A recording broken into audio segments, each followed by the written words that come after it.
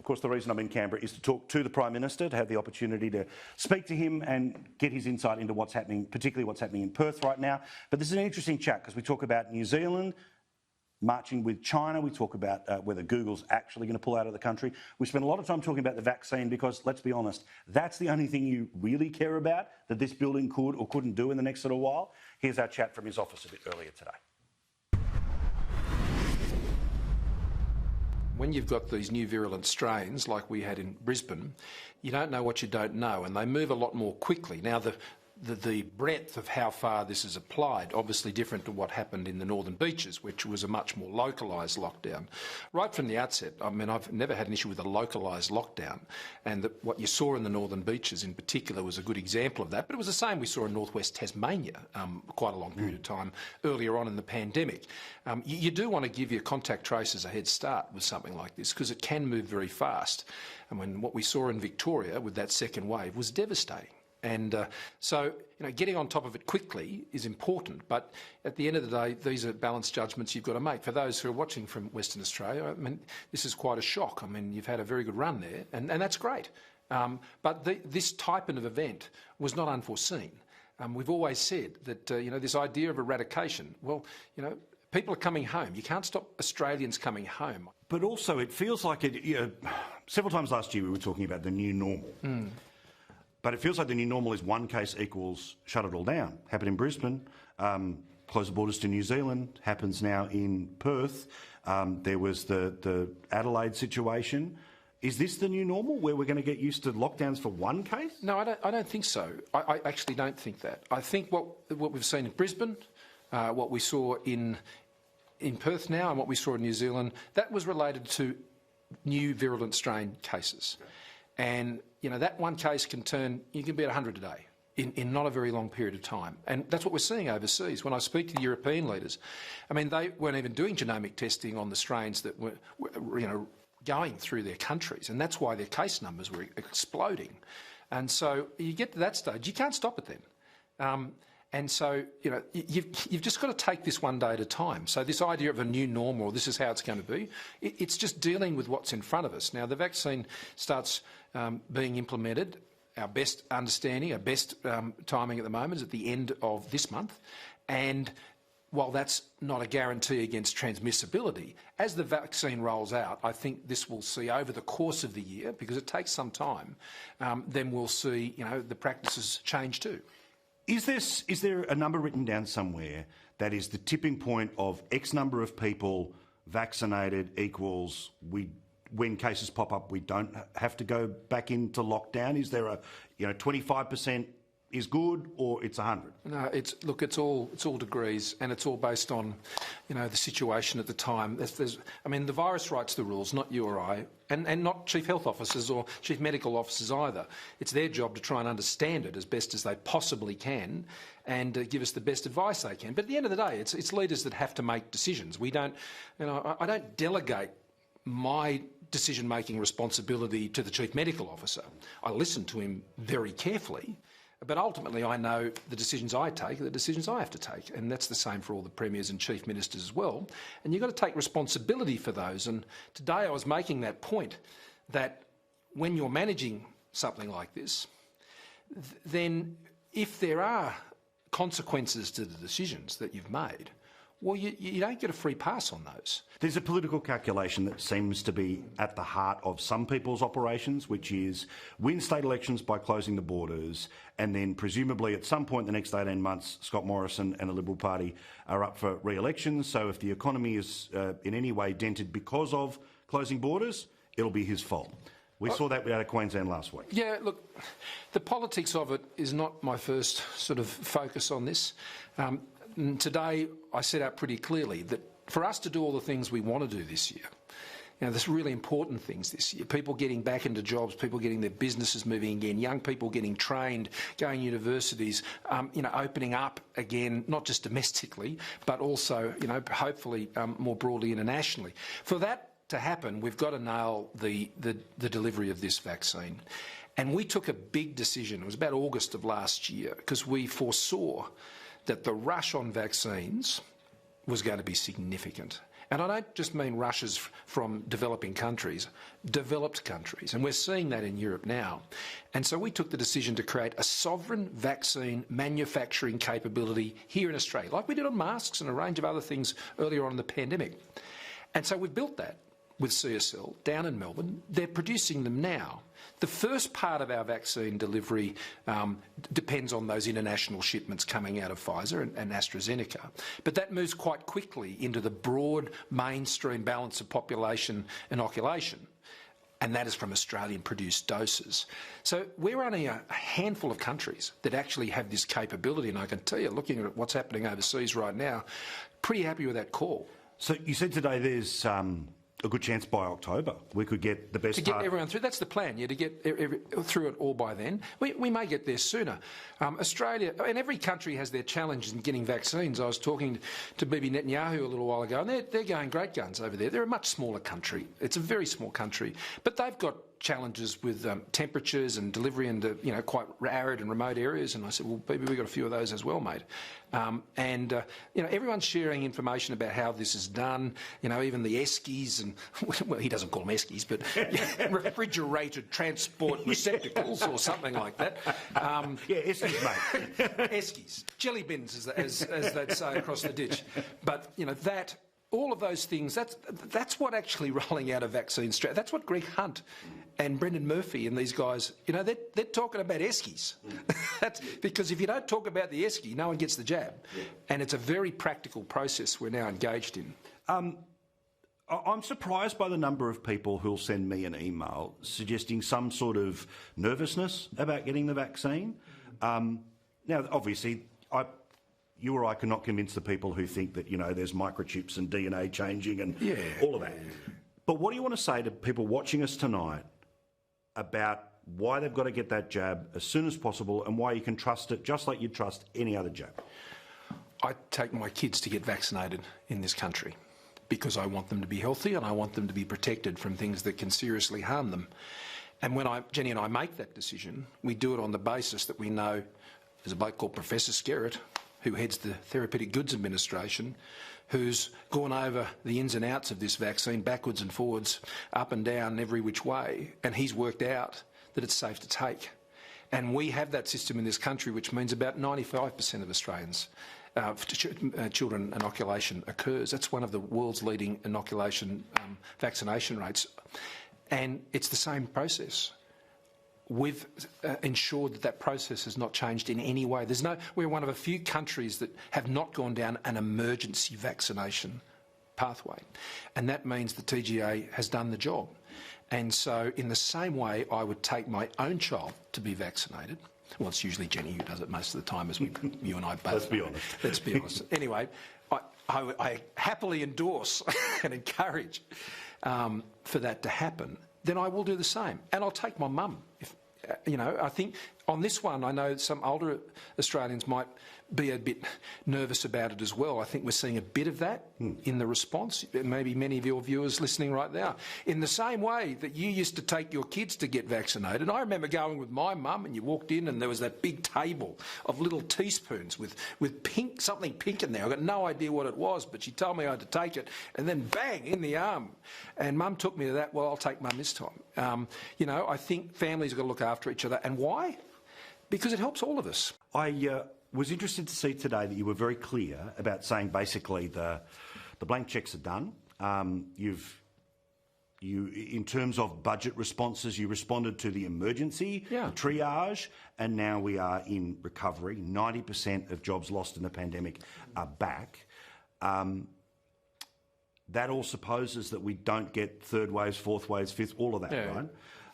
But set the expectation for everyone, because I can feel the politics between now and March is about JobKeeper. The politics from March till the end of the year is what about this industry, what about that industry? What do you mean when you say blank cheques done?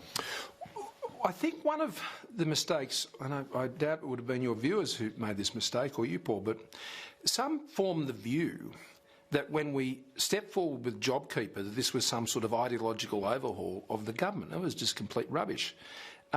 It was necessary. It was an emergency.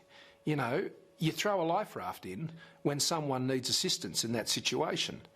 But times change. You get past the crisis. You get past the immediate emergency. We did it because we needed to do it. And had we not done it, we know, for example, that some 700,000 more Australians would have lost their jobs. And so, as we're moving into this year, as 90% of the jobs are back, and we know there are still industries and sectors and businesses that are struggling because of the pandemic, but by and large, we're making our way back. And at some point, you got to flick over, and you got to go from, okay, we don't need the emergency supports. It's a bit like going from ICU to an inpatient, and then you're an outpatient, and you're going for a bit of physio and that sort of thing, and then, you know, you're back like you and I running marathons all the time. And you get to that, but that's where we're going. And so you don't take the antibiotics forever. You know, the course comes to a conclusion. There's a lot of people in this building, and you were at the press club today. My apologies. Where the bubble got its chance to ask you what it... I'm sure you were sorely missed. Oh, the feeling's quite mutual. You were asked about if Australia is systemically racist. You were asked about, almost everything other than vaccines, practical things. Last week, endless conversations about Albo's team and all the rest. It feels like there's a lot of people who want to get back to business as normal and politics as normal, and you're not reforming enough this and you're not doing enough that. What do you say to those who want to drag, and I'm not just talking about the media, I'm talking about all of the politicians and all the people who want to take us back to pretend that we're not where we are, which is a lovely island in a lot of crazy at the moment. That's right, we're not there yet. You know, we are still a long way from where we need to be, and there's still a lot of difficult ground to cover. And so my focus hasn't altered, and nor have that of my entire team. We're not back to where we fully were prior to this pandemic. We're not back to where we want to and building for where we need to go into the future. We're dealing with a world that is changing rapidly, and COVID-19 has accelerated some of those negative trends that have really impacted on the world becoming a lot more unpredictable. And we face a lot of challenges there. You know, in 2021, I know what we have to get through, but, you know, the way we get through as Australians, and I said this on Australia Day, is we choose to be optimistic. Chris Richardson said something really good the other day. He said, you know what, the glass is a little bit better than half full. You know, it isn't the half empty, half full thing. It's actually a little bit better than half full, and it's filling up. And the optimism is what gets us through. And it's not a sort of a vain, sort of romantic optimism. It's real, because it's based on something real, which is the Australians' tenacity and the way we get through stuff, and we focus and we get there. So we've got a lot of that to do this year. I mean, down here in this place, you know, people talk about elections, all that sort of thing. Elections due in 2022. This year, I've got to get people back into jobs, I've got to get businesses back open, I've got to roll out a vaccine. You know, I've got to keep delivering the services in hospitals and in mental health, something and you and I have talked about a lot. And there is a lot of goodwill between I and the Premiers and Chief Ministers. I know your listeners would be going, yeah, but you argue about everything else, and there's a fair bit of that, I admit. But, you know, we are one of the few countries that at least we're all talking. You know, we might have been disagreeing, but in so many other countries in their federations, they weren't even talking. You know, I can bring them together and you play the percentages on this stuff, as you use the rugby league terminology. You know, if you can get 80% of something, that's better than 100% of nothing. Yeah. And you know, that's how we need to progress this year. And the others, they can make their noise on whatever they like. But I just want Australians in a job. I want them to feel confident about their health and their safety this year and Australia's place in the world, and that when they go to the doctor, when they send their kids to school, we've got some big changes we need to make in aged care this year, or their mental health needs help, then they know we're focusing on that. All right, speed round now, because I'm taking up too much of your time, but I appreciate it very much. Okay. When do you expect to speak to President Biden? Soon. He calls you, you call him. How does it work? It's set up between the two of us, yeah. I mean, there's a number of countries now, you know, India, South Korea, Australia, who are in a similar... We've already had one conversation a while back, and that was good. I talked a lot last week about New Zealand maybe changing its priorities a little bit, or China helping them change their priorities. They're part of Five Eyes, but they wouldn't sign up to a joint statement about Hong Kong. There was the ministerial comments late last week. How important is it that New Zealand is all in on Five Eyes, not trying to keep an eye somewhere else as well? I'll make a couple of points.